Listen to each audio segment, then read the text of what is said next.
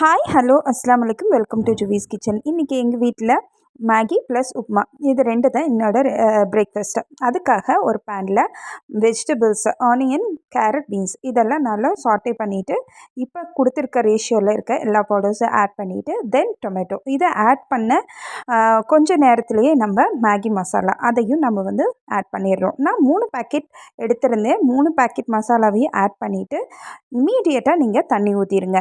3 packet மேகிக்கு 3 1/2 tumbler தண்ணி சரியாக இருக்கும். ஸோ அதை ஆட் பண்ணிவிட்டு கொஞ்சம் கார்னிஷிங்காக நான் கொரியண்டர் லீவ்ஸையும் ஆட் பண்ணிவிட்டு மீன்வைல் அதோட பெப்பரையும் நான் கொஞ்சம் ஃப்ளேவருக்காக போட்டுடுறேன். நெக்ஸ்ட்டு அது சிம்மர்லேயே வந்து கொஞ்சம் நேரத்துக்கு நல்லா பாயில் ஆகட்டும் விட்டுருங்க. இப்போ நம்ம இதை இன்னும் கொஞ்சம் க்ரன்ச்சியாக சாப்பிட்ணுன்னு நினைக்கிறவங்க இதை ஃபாலோ பண்ணுங்கள். நம்ம வந்து பானிபூரியில் இருக்க அந்த பூரியை வந்து நல்லா பொரித்து எடுத்துட்டு அதை சும்மா நொறுக்கி அந்த மேகி மேலே போட்டு மேகியோட அந்த பூரி வச்சு சாப்பிடும்போது டேஸ்ட் சும்மா சூப்பராக இருக்கும். ட்ரை பண்ணி பாருங்கள். நெக்ஸ்ட்டு இட்லி உப்புமா. இதுக்கு ஒரு கடாய் வச்சு அதில் எண்ணெய் ஊற்றி வெங்காயம், கடுகு, வெங்காயம், கருவேப்பிலை, பச்சை மிளகாய் இதெல்லாம் போட்டு நல்லா வதக்கி விட்டுறேன்.